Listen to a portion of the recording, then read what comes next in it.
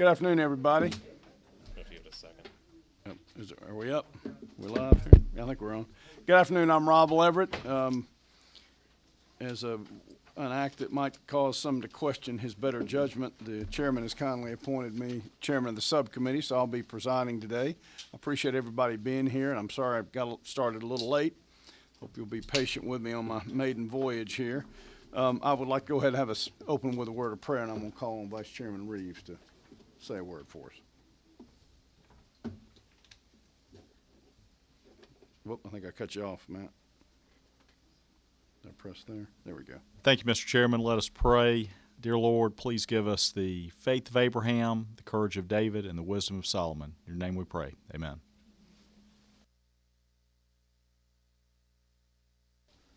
Thank you. Y'all bear with me while I learn how to operate the equipment up here. All right, we have four bills on the agenda, but one of them, Chairman Mathiak, I think, has actually had I think it was a death in either a family member or a dear friend of her family, and she actually is at the funeral, so she had asked to have that bill taken off, so we will not be hearing House Bill 166 this afternoon. But the first one on the agenda is House Bill 216, which is Representative Lim's bill. So if you want to come up, Representative, and tell us about your bill and why it's the neatest thing ever.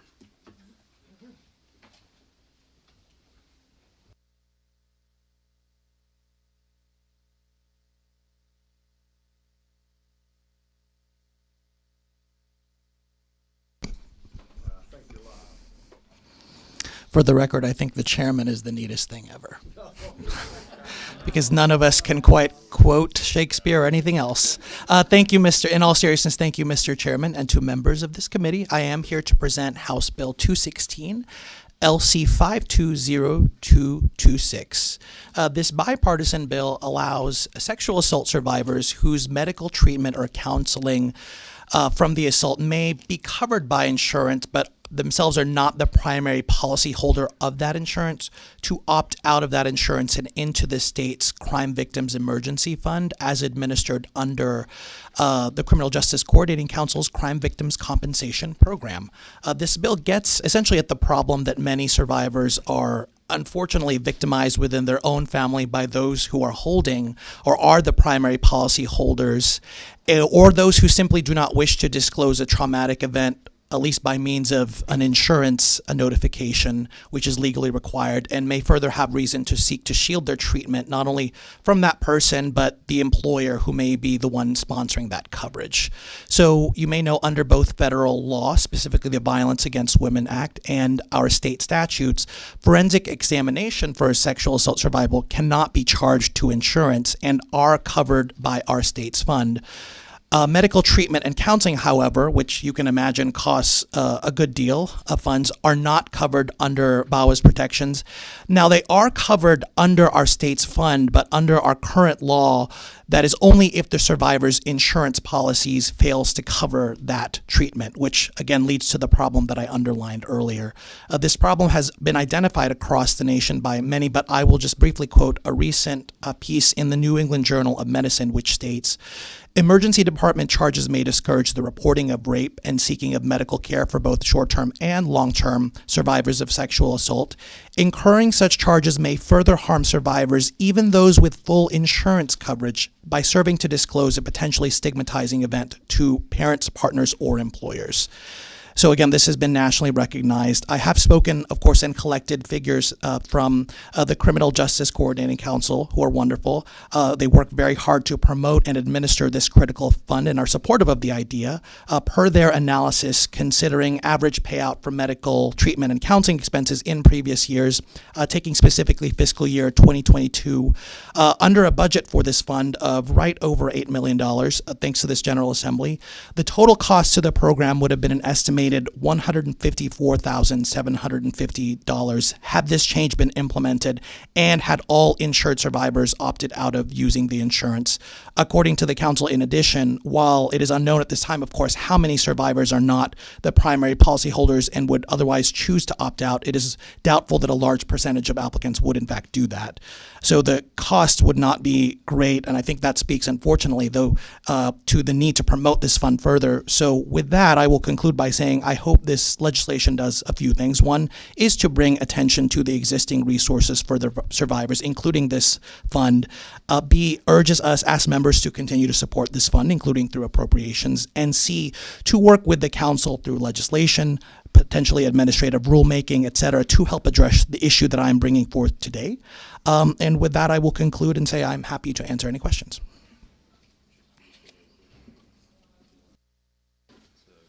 Thank you, Representative. I just wondered, so this is in the Title 17, this relates to an existing victims compensation fund. How is that? Is it funded through fines and things of that nature, or do we appropriate money for it? We have appropriated. Whoops, sorry. We have appropriated money through that. And in fact, to my recollection, the last 2 fiscal years, it's been over $8 million. So it's not just fiscal year 2022. I will also say to that point, there is a provision in the existing section to say that if there are insufficient funds, then it would go by the order. So there's already in the law itself, kind of looking forward to see if there were insufficient funds. Of course, I don't think that, given the figures I cited, that wouldn't necessarily be the issue here.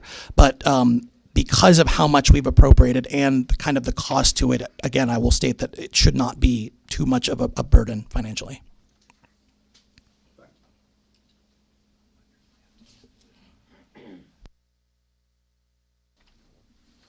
Thank you, Representative Lim, thank you, Mr. Chairman. Thank you, Representative Lim, for bringing this. I think there is a huge need for this, and certainly with all the sex trafficking legislation we've passed, I think this goes hand in hand with the First Lady's Grace Commission, so thank you. Along those lines, if there are others injured or sexually assaulted, family members or what have you, or does it also provide for that, or is it just individuals? Well, so. Oh, sorry. Yes, to explain a little bit the fund that it exists. So if this is under OCGA 17-15-8, that's what really sets out the strictures of the fund. And under that, if a crime is committed, has directly resulted in the victim's physical injury, there are police records, et cetera, the fund would be able to provide for a number of different people already. And that's why the fund is great. It's seeking to extend it in this little bit of way. I also point to that because I think this is just such a great statute that more people need information of. Already in the law are the maximum awards for any number of things. So the maximum award for medical treatment is already $15,000. Counseling is $3,000. What I cited previously was much lower than that, although still sizable. But for all of those things, the people whom you mentioned would be able to avail themselves of the fund if they go through the procedure and meet the requirements.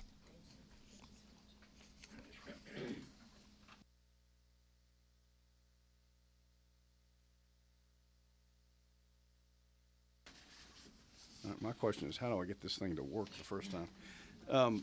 And I noticed we do have, I think, in our folders 17-15-8, which seems like a pretty comprehensive statute that does address, because one of my concerns was making sure we don't unnecessarily deplete the fund. I know you're saying you don't think it will do that, but it does appear to have some safeguards within 17-15-8 that require the cost be reasonable and customary and things of that nature.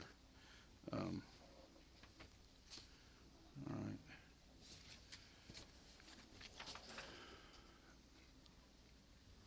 right. I think what I'd like to do, Representative Lim, is make this just a hearing only today to make sure I'm comfortable with some of the protections you've mentioned. I mean, I do think they're there, but I just would like to review 17-15-8 myself a little more in depth while I'm not also trying to work the equipment here. But this really sounds like a wonderful bill, and I appreciate you for bringing it before us.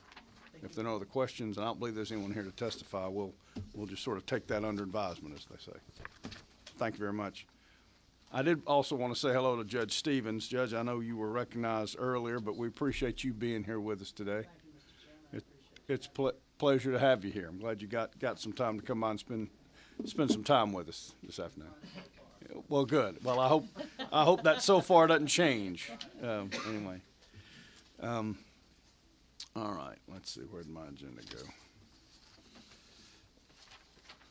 There we go. Next one is, let's see, so Chairman Maythex, and that would be Scott Hilton, House Bill 218.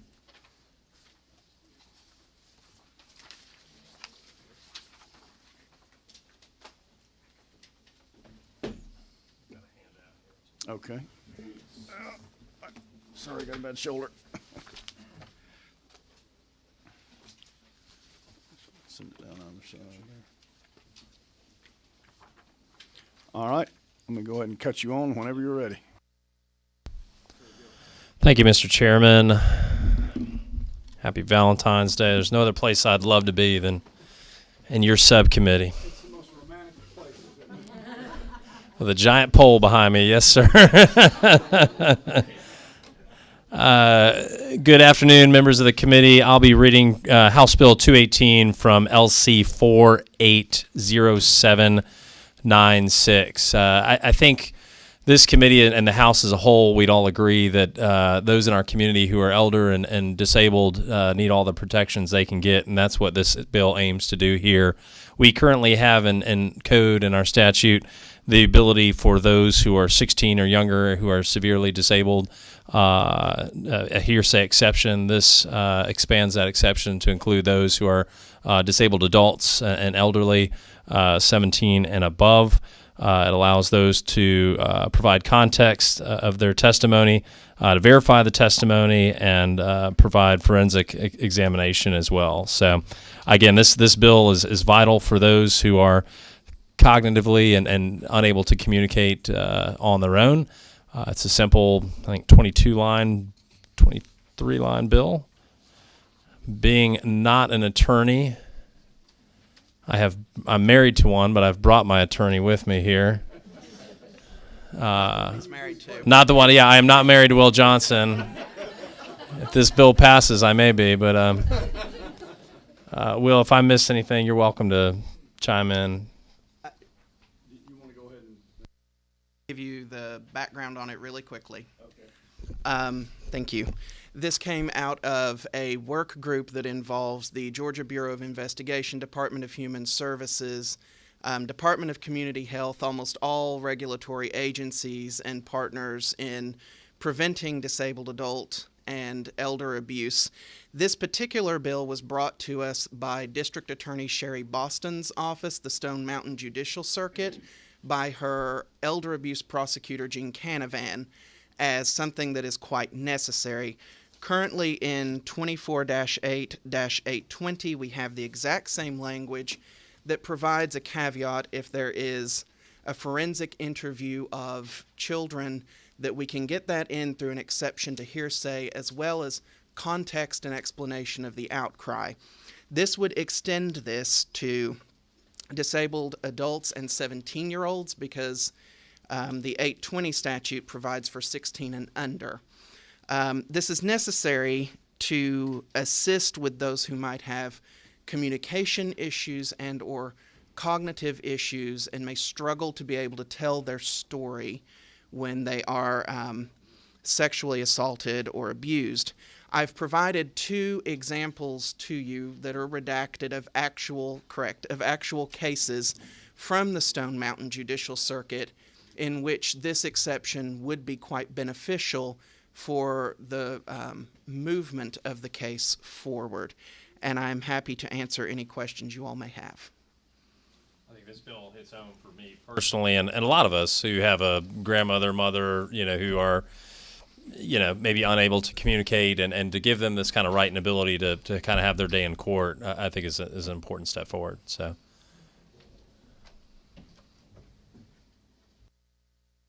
Well, thank you. I do think this is an important bill. So we're taking the age down 1 year on the lower end and then potentially extending it on the upper end?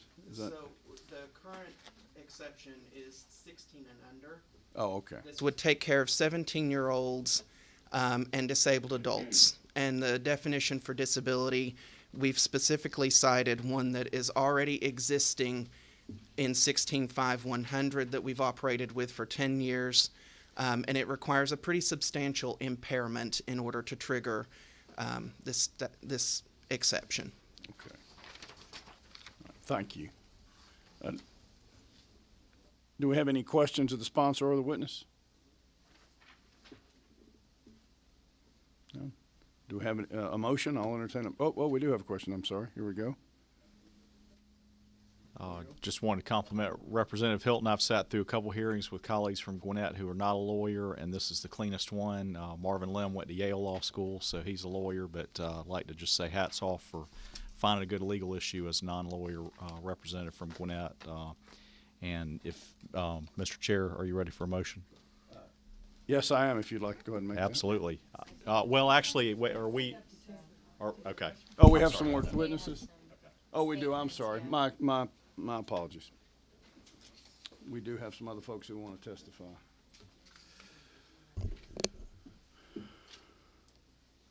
All right, I've got, let's see, on 218,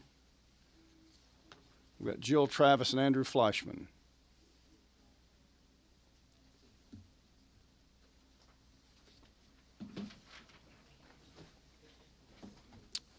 Who wants to go? You want to go first? I'm just going to, yes, I'm going to Okay. introduce Andrew. Good afternoon, Mr. Chairman and members of the committee. I'm with the Georgia Association of Criminal Defense Lawyers.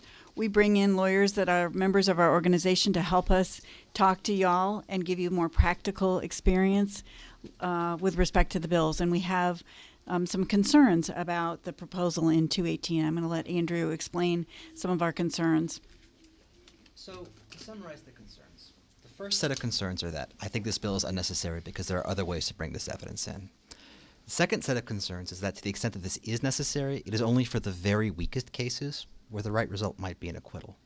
My third concern is that this bill does not require the disabled person who has to come to court to be available to actually testify about the abuse, which means that in order to ask questions about that abuse, the trial counsel for the defense side might be the first to have to broach those questions, which is also not fair to victims of violence, to have the first question come from defense counsel. So I'd like to start with why this is not necessary. First and foremost, in domestic abuse cases and elder abuse cases, we already have very broad rules allowing bad evidence against the defendant to come in. Just yesterday, SB 12 was passed out of a committee in the Senate to allow any prior incident of elder abuse to come in basically automatically. So if a person has any prior history of this whatsoever, it comes in. On top of that, if an elderly person is unable to testify, in a persuasive way, you can talk to family members who have seen those injuries. You can look at physical evidence to show those injuries. You can do all the ordinary things you might want to do to establish that something has occurred. The cases where this will be helpful will be cases where the person is not a good witness, there is no physical evidence, there are no family members to corroborate the abuse. Those are the cases where it might make sense to say the right result is an acquittal. And the problem here is that the primary purpose of a trial, this whole thing going back 1,000 years, ever since we got rid of trial by ordeal, is to determine the credibility of the person who's making the accusation. And if you take that out, we will ensure more convictions, but will we make those convictions more accurate? Will we be more likely to convict someone who did not commit the crime? I think we will be. Finally, I want to talk about an issue that comes up in the child hearsay statute, which is identical, which is not having to testify about the actual abuse. So in a case called Alvarado, the Court of Appeals just okayed this last year. A prosecutor can bring a witness up and say, is everything you said to that therapist, is everything you said in that video, is it true? Yes. No further questions. Now defense counsel is in an impossible spot. You can either broach for the first time those questions to that person about that abuse, or you can sit down. That is difficult. And the rule was meant to avoid that. It's just that we've sort of had this loophole built into it. In a civil case, of course, it wouldn't be so bad because you get to depose the witness. You would have a fair opportunity to talk to them under oath, lock in their testimony, find out what they were going to say, and you could solve those cross-examination problems that would show up. But in criminal cases, we have no right to talk to them till the day of trial. Okay? We don't have the rights in a murder case that you might have in a slip and fall. So for that reason, our very first opportunity to talk to them, we don't even get their direct testimony first. And then we're, again, left in this impossible position. And do I feel okay asking an elderly person about something terrible that happened to them when opposing counsel hasn't asked them anything? No, I don't. And there's also a perverse incentive. So there's a confrontation clause issue here that the state avoids by having the person available to testify. As defense counsel, I can show that they are not available to testify, not really, if I can get them to refuse to answer my questions. How do I do that? I act like a big jerk. If I can act like a big jerk and get them to refuse to answer my questions, I can say, Your Honor, this person is not available to testify, and now we must strike their testimony. That perverse incentive, well, it's terrible. Again, it doesn't serve the interests of making the victim safer. It doesn't serve the interest of making our courtroom more accurate. For these reasons, I think it would be best to go with the rules we've abided by for hundreds of years and say hearsay should generally be inadmissible. But, of course, if the person testifies and something they said is an inconsistent statement with something they said earlier, that can come in. In fact, Georgia is the only jurisdiction in the country where those are considered substantive evidence, not just impeachment. So if their story changes because of cognitive impairment, they say something different, you can bring in their prior statement. If I attack their credibility and say you fabricated the story, you're making it up, under Rule 613, a prior consistent statement can also come in to rebut that claim of fabrication or to rebut that claim that this person has made something up.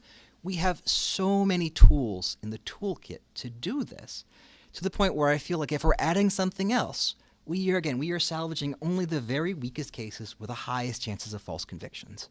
And as somebody who does appeals, not everybody who's accused or even convicted is guilty. We should try our best to ensure juries convict on the best and most reliable evidence, and this would not be it. Thank you. Thank you, sir.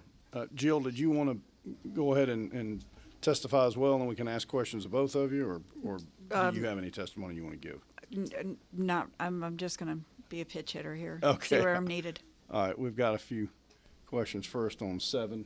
I think that Representative Kendrick. I think so. All right. Thank you, Mr. Chair. So my question is, you noted that there are other ways to bring it in. And even though I went to law school, I was very bad at criminal law. So could you explain a sort of hearsay again, and then what the other ways are to bring it in? If the person testifies and she says something that's inconsistent, I can bring in a prior inconsistent statement. That's substantive evidence the jury can consider for guilt. If she testifies and defense counsel then attacks her credibility, the state can rebut that attack on credibility by bringing in a prior consistent statement. So let's say she's an older lady and she testifies that he beat me with a chair. And that's what she said earlier, and I'm trying to claim, oh, you're making this up recently, or you're saying this for the money, or whatever. You can say, no, she said that back 3 years ago, before that motive existed. Or, she's been saying this repeatedly. That rebuts your attack on credibility. So there's already a way to do it. It's just that it requires the person to testify about the actual abuse to get to it. I think the problem here that they're trying to get at is that oftentimes disabled people are not good witnesses. And that is a problem, but also not everything that a disabled person says is true.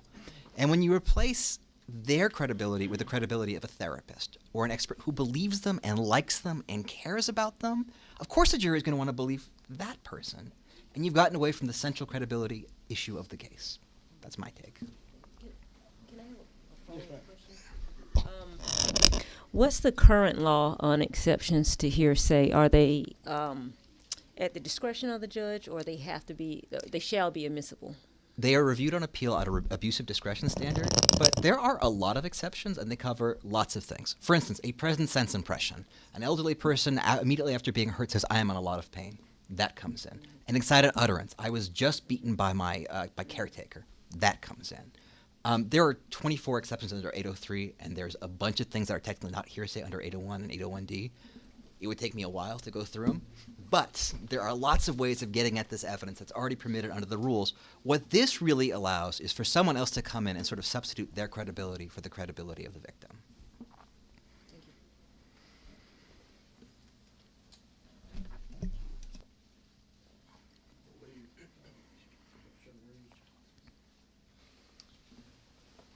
You cited Alvarado. Is that the 2002 Alvarado case? It's a 2022 case. Okay. I can go ahead and get you all the site. I have it on my Sure. phone. That'd be Sorry. It was my case. I lost it. That's why it's fresh in my mind. No, I can't. That means you've tried some. Yeah, you know how it goes. I'll give you the case number of the Court of Appeal. I don't have it pulled up on Lexis, but it's A22A0882. What was the fact pattern in that case? Why was the person disabled or Oh, this case physically or mentally incapacitated? it was a child. So it was a 12-year-old girl having an affair with a 19-year-old, in a relationship with that 19-year-old. They sent each other lewd text messages. They're caught. And, you know, she tells a therapist everything that happened to her. And the state calls her up to the stand and they say, hey, is everything you told that therapist true? Yes. Defense counsel, unfortunately, is so dumbstruck by this maneuver, he doesn't ask any questions at all. So there ends up being a conviction based on totally unsworn testimony, which is allowed under our rules of evidence. You can do that, but it's totally unsworn testimony that's not meaningfully challenged because defense counsel, as he explained when I raised this issue, he didn't want to ask a kid about what happened to her for the first time. He didn't want the jury to see him doing that, and as a person, he didn't want to do that. I think at a minimum, if we have a bill like this, the person should have to testify about the abuse so that we don't have that problem. I can't tell you how awful it feels. You know, I do this work, but I don't like being mean to witnesses, and I don't like asking them questions about things that make them uncomfortable. I want to be able to do a cross on those little things I do and not bring up trauma. Mr. Chairman, may I ask a follow-up about Alvarado? So you had Chief Judge Dillard, Judge Mercier, and Markle on that case. They affirmed it was rape, statutory rape, child molestation. Was the victim mentally or physically incapacitated? No, she was a perfectly good witness. Okay. So Representative Hilton's bill would apply to disabled adults or a 17-year-old who is mentally or physically incapacitated. That's the scope of his bill. So we have a situation where the victim is not able to speak fully for themselves, and that's different than the case you presented, which is you had a 12-year-old, but a 12-year-old, and you know, with their complete faculties, not a mentally or physically incapacitated minor. Well, I guess I would say if the person is so totally incapable of describing what happened that they couldn't testify, I don't see what they could have told the therapist or other caretaker that would be useful. I'm just going through my, like, if they really can't talk about what happened, don't remember what happened, can't do that in a useful way, what would we be getting in through this rule?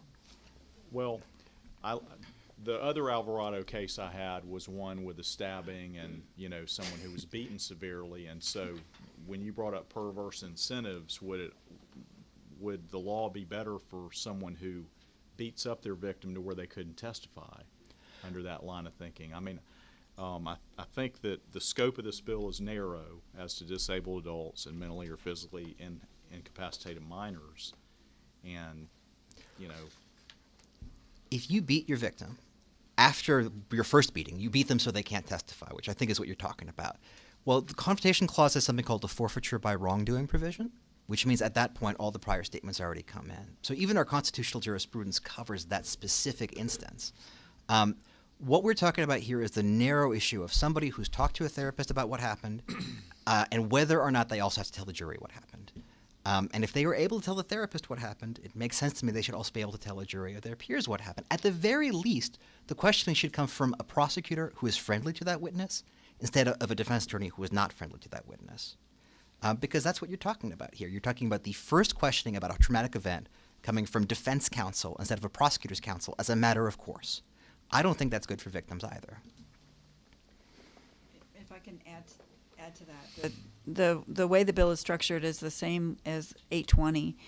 And first of all, I'll point out there is no 827 in the Federal Rules of Evidence, which is what we've been trying to mirror. But the language in the bill that you're looking at in House Bill 218 at line 18 is testifies at trial. So all the person has to do is testify at trial. And to Mr. Fleischman's point, they just say, yes, that's what I said. That's testifying at trial. So at the very least, if we could add testifies at the trial about the alleged abuse, at a minimum, we feel like that would be advancing the cause while still feeling it's unnecessary. All right, thank you. We got a few lights here. Chairman Smith? Thank you, Mr. Chairman. Thank you all for coming today. I had a little scenario I was going over in my head. I know Georgia case law, at least when signing documents and capacity to execute documents, we do, I believe, have some case law out there that does recognize the capacity of somebody with probably more so dementia than Alzheimer's, but certainly there are probably some situations of individuals with Alzheimer's disease where they can have a lucid moment. And so how would this play under this new evidence code proposal in your mind? Well, I'm imagining someone having we have someone who is told the therapist something during a lucid moment, and now they're not lucid, so they can't testify to that at trial. Is that what we're describing? Mm-hmm. Okay, so you call the person up and you say, do you remember saying this? And they say no. And you say, can I refresh your recollection? That doesn't help. You can then try to argue, hey, listen, did this happen? They say no. Here's a prior inconsistent statement. Or the person says, oh, this person has too much dementia to even tell us anything that happened.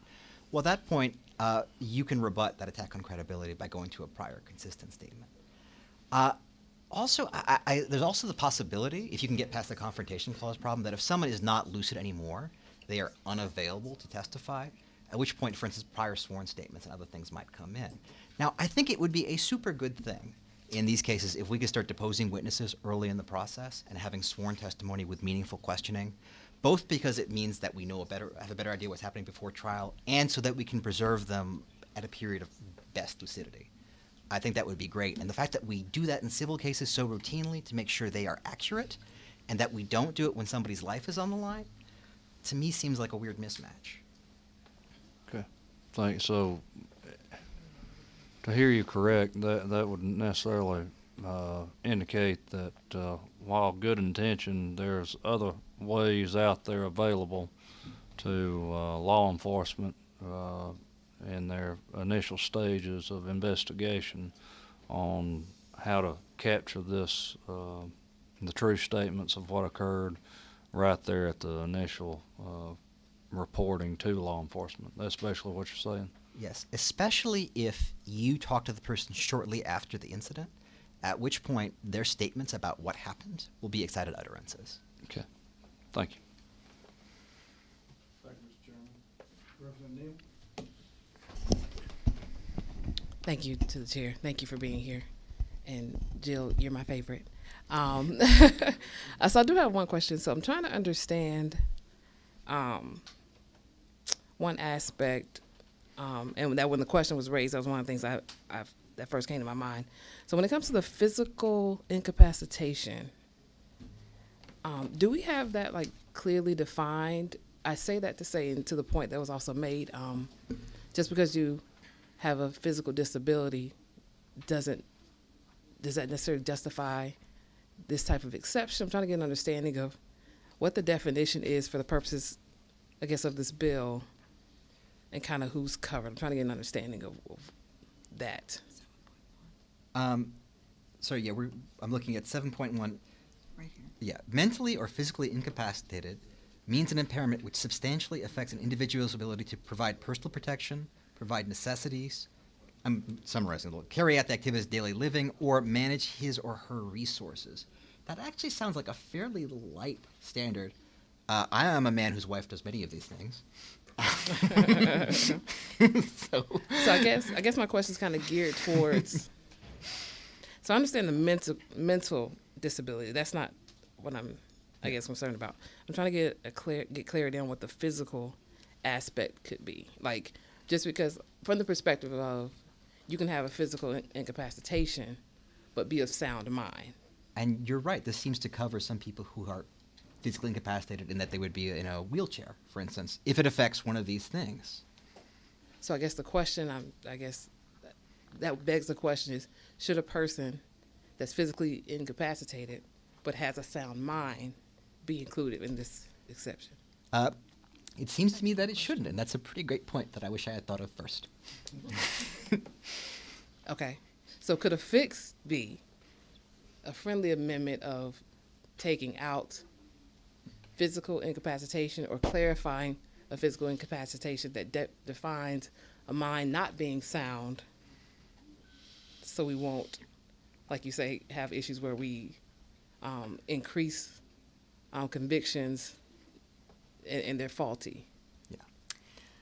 The way that it's in the bill, it's using the term mental and physical incapacity, which is defined somewhere else. Yeah. So there would be, I don't know that you could do it on the fly to weave that out, tease that out. I see your point, Representative Neal, because certainly an unsound mind is much different than just, I happen to be walking with a cane today, so I'm physically incapacitated, or I'm in a wheelchair, I'm physically incapacitated. It does take the mind aspect out. Would that be an unintended consequence should this pass? I think so. I think that as Mr. Fleischman read the definition of incapacity, it is a fairly light lift to be able to show that. Okay. All right. Thank you. Mr. Chair, we're happy to answer questions in regards to amendments. Okay. Thank you. Representative Kinder. Oh, sorry. Well, there we go. I didn't do it for, nope. There we go. I think I got you now. Oh, did you not want to? Did you not want to ask a question? No. Oh, sorry. Well, no, you got to. Just show me. Vice Chairman Reeves, the rest of you. Back on Alvarado, we learn a lot in this committee. In that case, the pre-trial statement was via the KIK app, K-I-K app, right? It was a video of an interview with a forensic interviewer. That was really the problem. But there were also statements between the perpetrator and the victim via the KIK app on the phone. Oh, yes. And this perpetrator texted the minor victim on her mother's phone with this KIK app, right? Yes. And that was one of the pretrial statements by the minor. Sure. Okay. But the big concern was the use of the forensic interview. And that whole case was 24-8-820, the minor statute. Representative Hilton's statute is disabled adults and then mentally or physically incapacitated 17-year-olds, right? Exactly. It uses Different. different, except that the language is exactly the same. So whatever problems are with one, I mean, you might argue that there's a much better exception here than for kids under 16, because many kids under 16 might be lucidly able to describe what happened. But otherwise, the language seems to be identical. You know, with the case you cited, if texting is a potential communication by the mentally or physically incapacitated adult, then emojis and things like that, I could see how someone could punch a graphic on a phone and not be expected to be to testify or be cross-examined at trial. I'm not sure. I mean, if there's a dialogue going on between the defendant and a victim, Yes. and the state wants to admit that, the statements of the defendant on those text messages are party admissions. And the statements of the victim are then admissible to explain the context of those party admissions. So if you got text from the defendant, those are coming in, along with any necessary context. Okay.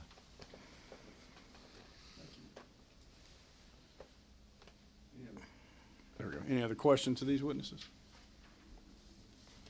All right, I don't see any. Thank y'all very much. Thank you so Mr. much. Chairman, members of the committee. Would the sponsor like to come forward and address some of the issues that have been raised?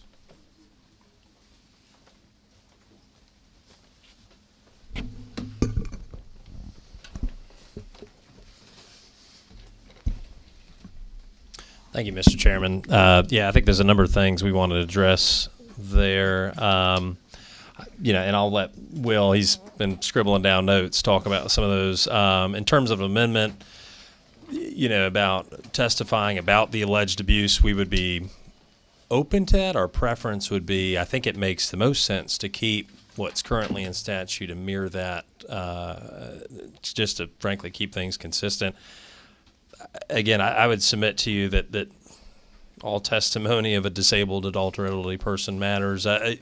We talk about kind of the physically incapacitated. I think you used the example of someone in a wheelchair. I think of someone, in a hospital bed in a nursing care center that's, jaws wired shut and frankly just can't communicate. There may not be mentally, but they are certainly physically incapacitated. So those are my thoughts. Will, I'll let you jump in on a few things you noted. Okay. If it is okay with the committee, may I? Please, absolutely. It's being requested. So this bill would provide pretrial notice to the adverse party. That is at line 16 near the end of the first page. So there would be no sense of what I like to call gotcha litigation in this. It would be provided as part of discovery 10 days before. Any videos of forensic interviews or statements would have to be provided well before the trial in order for it to be admissible. This does, as was noted, require that the subject of this bill, the victim who is disabled, would have to testify. And it also does make sure that they would be subject to cross-examination regarding the statements. With regards to the standard for disability, I believe it is a little bit incorrect to say that this is a light lift, having now prosecuted this several times. It is actually quite a burdensome lift. The original statute, which I actually thank Ms. Travis for having written the disability statute in 16.5.100 when she worked here, the original one required any impairment. That was changed shortly thereafter to require a substantial impairment, mental or physical incapacitation, and the definition includes to provide personal protection, which would mean the person could not call an ambulance if they needed help, could not call for police, could not get out of the house if there was a fire. It includes providing necessities, including food, shelter, clothing, medical or health care, activities of daily living, or managing resources. This is not someone who has a minor disability. This law targets someone who is so substantially impaired that they need constant daily assistance in order to survive. So this bill does not target someone who just, for instance, happens to be a person who has struggle with sight or is blind. This would be someone who needs constant daily care, and it would be a much smaller subset than just any disability whatsoever. Thank you. Any further questions? I had one. Ms. Travis said that if you just answer yes, then you've testified at the trial, so you've satisfied one of the conditions.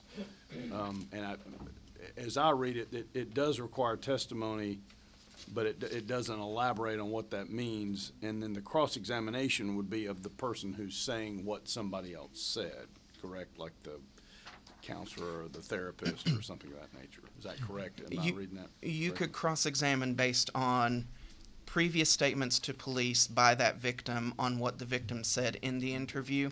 It is perfectly permissible to cross-examine the victim on any statements that they have given. I will note for you all that the child version of this, which is directly mirrored here, has been upheld numerous times on appeal and has been in use for, 10 years now.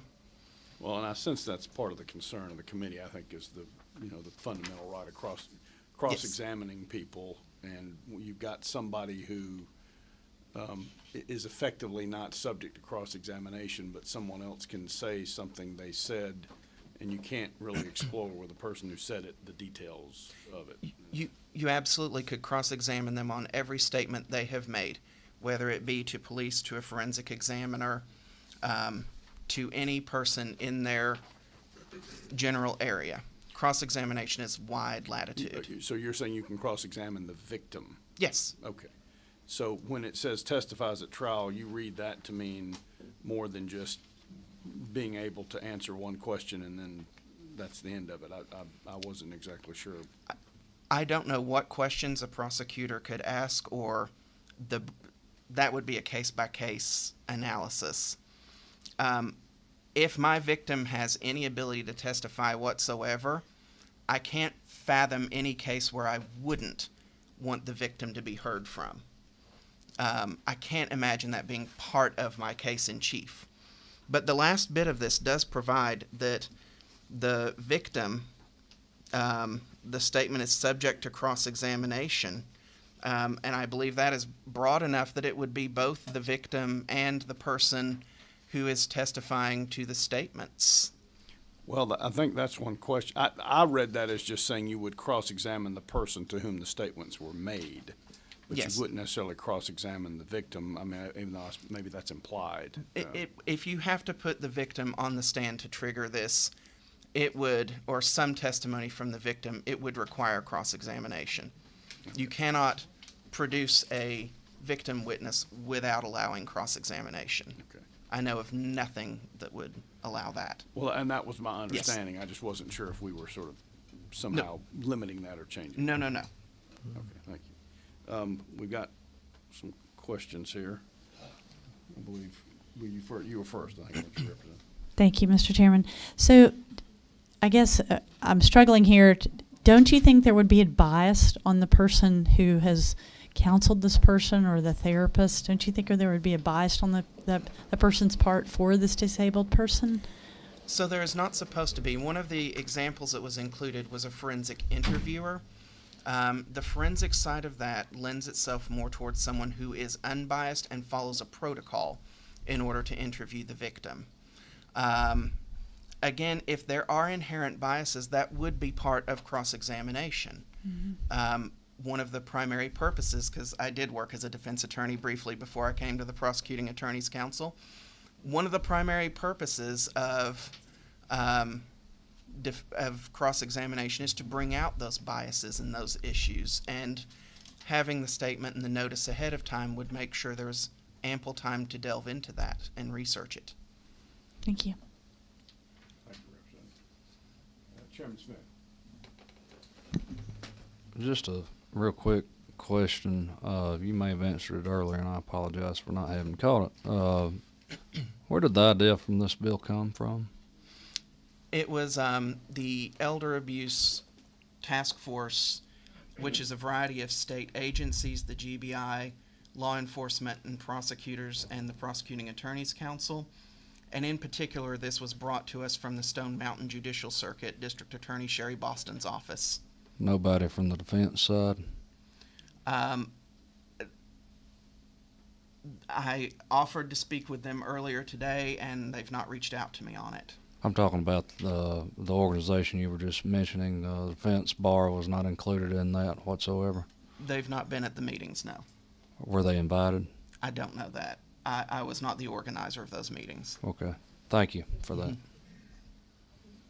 Thank you, Mr. Chairman. Any other questions? I think what I would like to do is just let's make this a hearing only also, so we can kind of study this a little more. We can get with you about any potential amendments or changes to clarify some of the questions that Representative Neal had, and then we'll see if we can't, subject to the chairman's approval, either send it on to the full committee or we'll bring it back here for further action. Okay. We'll try to get that done quickly for you. Sounds good. I know we're all running out of time around here. So, thank you very much. Appreciate it. Thank you. Thank you all. Yep. All right, let's see. All right, I think our last bill today is House Bill 110 by Representative Scott. Should I say Chief Deputy Whip Scott of the Minority Caucus? We Chief Deputy Whips have to stick together.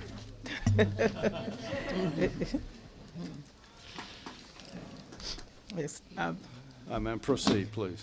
okay, good afternoon, and thank you, Chairman. I'm coming from House Bill 110, LC 480656. Georgia has long been recognized for the importance of reporting seizures and forfeitures, but the current process right now, I would say, is broken. It does not work for the reasons that we're going to talk about. House Bill 10 is named Uniform Civil Forfeiture Procedure Act. It required the reporting of property seized or forfeited to the Carl Vinson Institute of Government of the University of Georgia. bill provides for reporting of certain information. It established a case tracking system and searchable a public website of such information, provides for civil penalties, provide for audits and public information. The number of complaints against civil forfeiture is growing. One such investigative report was on WSB yesterday, so we know that there's a need to address some abuses and to restore the public trust. House Bill 110 would increase transparency and improve oversight, because we need to ensure that the public receives the due process, especially when there is the removal of property. HB 110 is really a simple bill that just asking for transparencies in civil forfeiture procedures. And that is basically what the bill is about, transparency in civil forfeitures. Thank you, Madam Whip. Representative Davis, did you wish to testify on the bill also? Yes, I did. Okay, why don't you go ahead and then we'll see if there are any questions from the members of the committee. I'm Representative Viola Davis, serving House District 87, but I'm not here as an elected official. I'm here to tell my story and the story of my disabled father and my brother that were veterans that actually, when they left the military, opened, or should I say, started a trucking business, 18-wheelers. And at one point, got caught up in this civil forfeiture. And I, myself, who helped invested some money into their business when I sold my own, could not believe it was so easy to take an 18-wheeler. I mean, can you imagine that? At the time, they had grew their business almost to 6 employees and were lucky enough to obtain a truck where they was going to put another disabled vet to work, only to have that truck fall into the civil forfeiture maze. They went to court, back and forth to court, trying to get their truck back so that they can put one more disabled vet to work, only to learn that in the court process, that truck was gone. It should not be that easy to take a working Georgian or a small business owner's property, especially when they're trying to operate a business and put people to work. Now, a lot of people will come up here and they may say, oh, there's people doing drugs, they're criminals and this and that. I am not here to argue that point. I'm here to argue the point of the Georgian, working Georgians and small business owners that didn't violate one crime.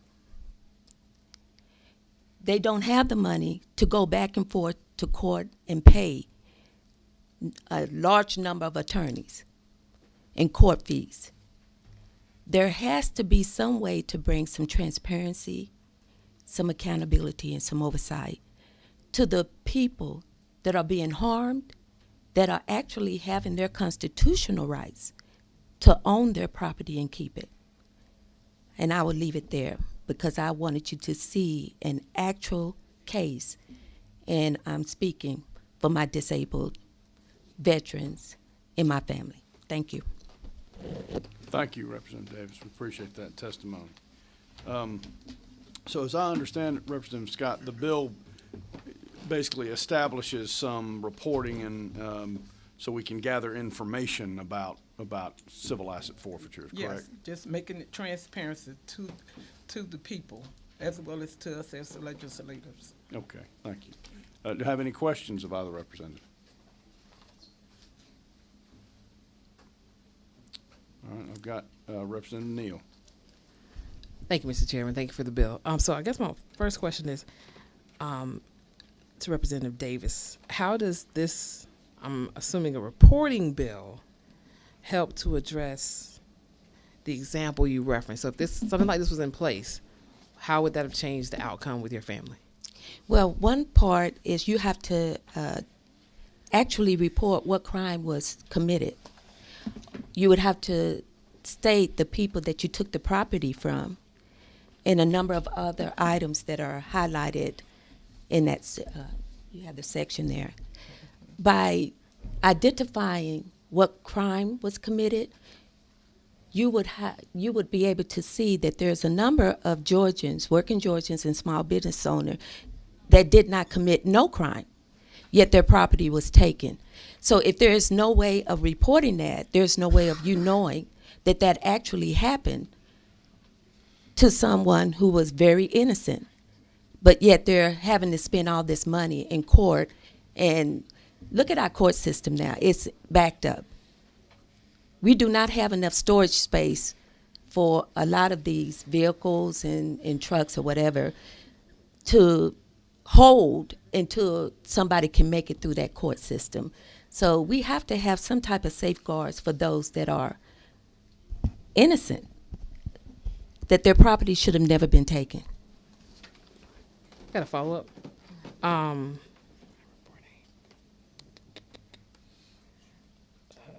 I'll pass. I'll come back to it. All right. Oh, I hope I Vice did I Chairman answer Reed. your question? I'm sorry. Chief Deputy Whip Scott and Representative Davis, I love the Fifth Amendment. Don't take private property without due process and just compensation. I know there's another part of the Fifth Amendment, but we won't talk about that. I won't ask about the truck weight of those trucks. I think we've heard enough about trucks this week. But my question is, as a fan of UGA and the Carl Vinson Institute of Government, how did you pick them as the repository of all this information, and then have you talked to them? Are they prepared to take this on? Well, I think they already they are already doing this work, but this I know it's just adding a little bit more to their to the pile of them. And no, I have not spoken with them per se, but they already have this in process. It's just giving a little bit more data that they will need to include in what they have. Thank you. Thank you, Vice Chairman. Any other questions? All right, thank y'all so much. I think we've got some other witnesses who also want to testify. I've got, and I apologize, I can't, is it Gary with PAC? Gary, what's your last name? Bergman. Bergman, sorry. Well, now it makes perfect sense, I'm sorry. Attorney's Council. Those people over there. Go ahead and have a seat, if you would. Oh, this is low. It is, please proceed. So my name is Gary Bergman. I'm with the Prosecuting Attorneys Council. I've been with them for 32 years. And during that time, I've done almost nothing but asset forfeiture. In 2011, I was asked by Chairman Willard to sit on his study committee, and for the next 4 years, I assisted in drafting the Uniform Civil Forfeiture Procedure Act. So I am intimately familiar with it, and I do teach it. The statute has reporting requirements already in it. In fact, they can be found at 9:16:19 subsection G. And the first part of subsection G has a statement of intent from the legislature saying that it is committed to transparency. So all property that is, well, the reporting requirements are that requires the disposition of any property seized for forfeiture has to be reported, all right? So the reporting requirements apply to any law enforcement agency, any multi-jurisdictional task force, any state agency, for example, like the GBI, State Patrol, and of course DAs. And as I said, it requires that the report relate to the disposition of assets that are seized for forfeiture. Now, any asset that's seized for forfeiture, one of two things is going to happen. It's either going to be forfeited or it's going to be returned. If it is returned, that is reported. okay? If it is forfeited, then the statute that required the forfeiture, that under which the forfeiture was brought, for example, if it was a drug forfeiture, which the vast majority of our cases are drug forfeitures, would have been under 161349. If it was a gambling forfeiture, would have been under 161235, RICO 16714. But all those, that is required, okay? If it's forfeited, then the property is going to have one of three things happen to it. It's either going to be sold, and that would be reported and how it was sold. It's going to be given to law enforcement agencies as what we call an in-kind distribution. In other words, you forfeit a car, you say to the law enforcement agency, the DA would say this in its order of distribution, here is a car. You may use this for an official law enforcement purpose, which is defined, again, in the statute. And then they would have to put down, if they were using it as an in-kind distribution, how they used it, okay? And then, of course, all these reports have to be done on a calendar basis. One other way is if you would destroy property. That could be one of two things. One, you have scales. It has cocaine residue on it. You're not going to sell it. You're not going to give it to the in-kind distribution so you're going to basically take a hammer and go, so it's one of those three things. All those have to be reported. These reports have to be done on a calendar basis. So on January 31st of every calendar year, the report for the previous year has to be filed. And these reports go to certain agencies or depending on who's reporting. So if it is a law enforcement agency, take a sheriff, they would have to report to their subdivision, political subdivision. That if they are a municipal corporation, okay, city police, they report to their municipal corporation. The state agencies, they report to the auditors. The district attorneys, they report to the PAC and to the state auditors. All right. It is the DA's responsibility to ensure compliance with local law enforcement. The DA's, the compliance for the DA's and for state agencies like GBI, whatever, is delegated to the state auditor. So that's all I have to say. I'm curious, that reporting is done, and you've told who it's whom. How does that reporting, I don't know if you're familiar with the bill, how does that reporting compare to the reporting that's contemplated in Whip Scott's, the bill before us today? Well, a lot of it is duplicative. Every piece of property that is seized gets reported one way or the other. But we discussed this a long time between 2011 and 2015. And the decision was made by this committee that the best thing to do would be to report, the disposition of seized property. And that's what this committee decided through the shepherding by Chairman Willard. Okay. All right. Thank you. That guy, yeah. I remember him. I wound up moving it to his district a few years later. You were so impressed with his ability on the Forfeiture Act? Yeah, he had already left, but I was impressed. He was a great guy to work with, I'm just going to say. I've certainly heard a lot about him. Representative Kendrick, I think you were first up on the screen. Thank you, Mr. Chair. So if you look at lines 77 through 82, for me, this really embodies the reason for this bill and the purpose for this bill, which 79 to 82? Yes, 77 to 82. 77 to 82. Yes, which is the transparency piece. So you talked a lot about reporting to different agencies, but to me, the biggest part of this whole bill is the transparency and taking that information and putting it on a public website for people all the information that is collected through us, and by the way, the PAC is basically a conduit. All this reporting, everybody that reports, besides the when you have to send it to your political subdivision, the state auditor, the PAC, all these reports have to go to the Carl Vinson Institute. Is that what you're asking? No. So my question was, so they go to the Carl Vinson Institute. Does it go through the same process of them having to post it for They the post number? it. They post everything. They're required to by law. Okay. They put it on their website. Okay. All these reports. Any other questions? I'm happy to ask. Yes, we do have some more. Yep.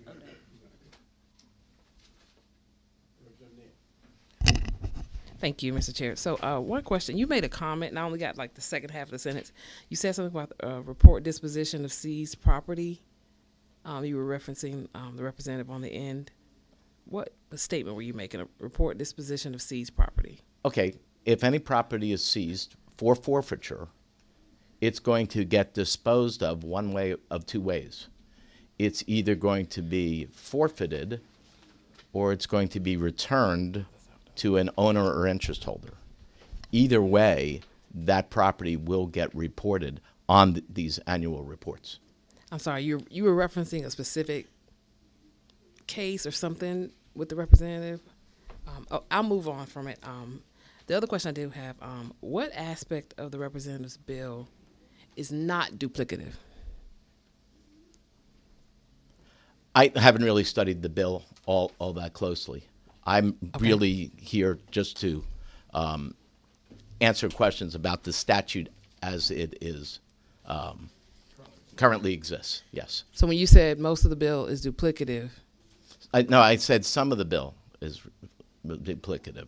In other words, did you read the whole bill? I glanced at it. I'm really here to answer questions about the statute itself. Okay. And as I said, 9/16/19 has the reporting requirements. It includes a statement by the General Assembly that it is committed to transparency in the statute. Okay, thank you. Thank you, Representative Neal. Representative Kendrick. Thank you, Mr. Chair. What is the penalty in the statute right now if the reporting is not done according to the statute? The district attorneys are responsible for mandating compliance. If a statute is, or if a agency does not comply, the DA has to give them 60 days to come into compliance. If they do not come into compliance, then the district attorney will basically cut off the funds completely until they do come into compliance.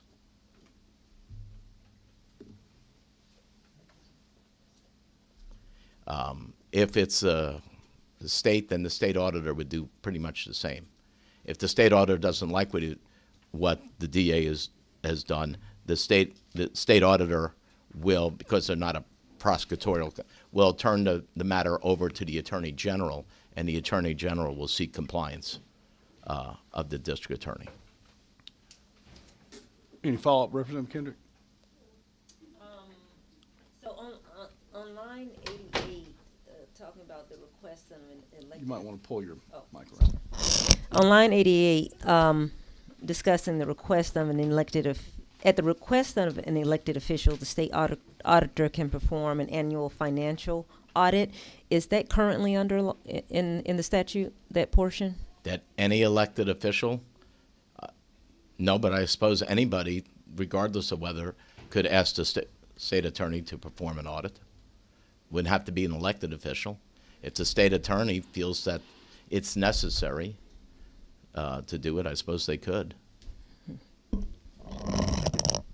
As I said, the state attorney gets a copy of all the state and DA reports. Political subdivisions get the reports. And of course, every report goes to the Carl Vinson Institute. As a matter of fact, we just collected the reports, and I spoke to our IT guy, and he's planning on sending the reports sometime in the next week or so. Representative Neal. Yes, thank you so much, Mr. Chair. And pardon me, what's your last name again? My last name is Bergman, Bergman. So no disrespect whatsoever to the witness or the committee, but I love the PAC. You guys have helped me with some great legislation over the course of time. And I would like to see, since this witness has not read the bill, I actually want your feedback or the feedback from PAC as to what is not duplicative. Is there a way for him to actually read the bill and actually tell us what parts are not duplicative so we can possibly amend the bill to fill in the gaps? Because I really do want your viewpoint, either you or somebody else that represents the organization. I feel like that's what I would appreciate to get a full scope and perspective, knowing that you actually read the bill. So if there's a way to do that so we can just fix the bill, I would love that. I'm assuming, Representative, we can ask nicely and see if that might be something they could provide to us. I work for that fellow over there, so if he tells me to do something, I do it. Good idea. Thank you. Vice Chairman Reeves. Chief Deputy Whip Scott, you were right. They're doing a website. I've checked it out. Mr. Bergman, I think you corroborated that. It's informative. I would commend that to the committee while we're looking at this. Carl Vinson Institute is already extensively involved in this, and they have a very detailed database per city and county. So I would encourage my fellow committee members to take a look at that too. I learned a lot just in the time we were sitting here. Thank you, Vice Chairman. Any other questions of this witness? We've got two other witnesses we need to get up here. All right. Well, thank you so much. We appreciate your testimony. All right. We have Mike Mitchell and Terry Norris with the Sheriff's Association. I vetoed Mike Mitchell, so I think you're just going to have one. We don't mind fewer witnesses. Yes, yes, sir, I know that. I am Terry Norris. I'm the Executive Director of the Georgia Sheriff's Association. Mike Mitchell's with me. He's a Director of Legislative and Governmental Affairs. And it's interesting that this issue has come up. Thank you, Representative Scott. It's interesting for a couple of reasons. The sheriffs do not favor the bill for one reason. It truly and patently is not necessary. And if you look at the current code, and Gary Bergman's right, we have spent a lot of hours in this room talking about this very issue. So we as the sheriffs didn't do the heavy lifting. It was the Prosecuting Attorneys Council and Chairman Willard that did all the work. But one interesting part about the current law is this. The Prosecuting Attorneys Council has the ability presently to amend the reporting instrument. So if there are things in the bill that needed to be included in the current existing law and existing reporting requirements, that could be done. I'm not speaking for Pete or any of that PAC, but it's clear in there. I'll say this too. It's also interesting that we've had several conversations about this matter this session. So from our perspective, and Butch Ayers is the exec of the Chiefs Association, we've talked about it as well. Everything we do, or excuse me, back up, everything y'all ask us to do requires training. A lot of times it's technically called training, but it's sharing information. And just like you all come and go, you're elected, you're not elected, new people come, so are our people. So we have a continuum of training and reminding our folks on what the requirements are on a number of issues, and this is no different. So I think I would urge you to consider these comments and the fact that I suppose that after the full analysis by PAC, that there could be a report back to you, and I think we could assure this group that we want transparency, and if there's something we need to do on this report, we want to do it, and that's for another reason, because we think, our folks think, that this whole civil asset forfeiture statute is not used to the extent that maybe the public feels it's used, and maybe some in the General Assembly. So we want that information to come forward We want to be able to say who got what, how they got it. If there's a problem, we want to fix it. This is an important tool for combating crime, and we want to make it as right as we can for everybody. Thank you. I think we have a question, Representative Kendrick. Thank you, Mr. Chair. Do you have any information on the number of cases or, I guess, investigations to the previous witness point about the process, if they don't follow the process, it being recommended to the AG for further discussion? Do you have any information about how many, if there are any cases or? I do not, I'm sorry. Okay. I wouldn't know that.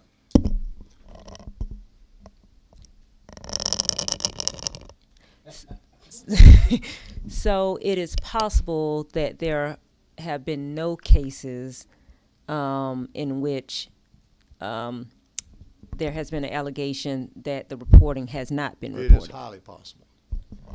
There's a lot of folks out there that's doing this. I mean, as far as that cases could have been reviewed and something could have gone wrong. I will tell you the story we saw last night. It was clear from the reports from South Fulton, it was clear from those reports they hadn't reported, which is a violation.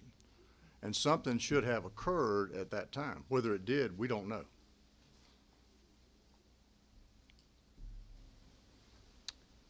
Any other questions? All right, I don't see any. May I make a comment to Representative Neal? You surely may. I thought I was your favorite. You said Jill was. Thank you, Mr. Chairman. Representative Neal, I would advise you not to respond or comment on it as your attorney. I'll take care of it in the hallway. All right, well, thank you. I believe that's got all the witnesses that we have today. I've been bad to kind of jump the gun on that, so I want to make sure I've got everybody. At the risk of seeming a bit redundant, I think I would like to just have this hearing only on this also, so we can hear from PAC and get a little more information. I think it's an important bill. Madam Whip, and I appreciate you bringing it before us. It's an issue that does get a lot of attention, and I think it's one we ought to deliberate on a little bit more before we take action on the bill. So I appreciate you bringing it to us, though, and appreciate everybody being here today to testify. So I think that's all we have before us today. I'm just going to declare, rather than call for a motion, I'm going to declare us adjourned. Thank you, everyone.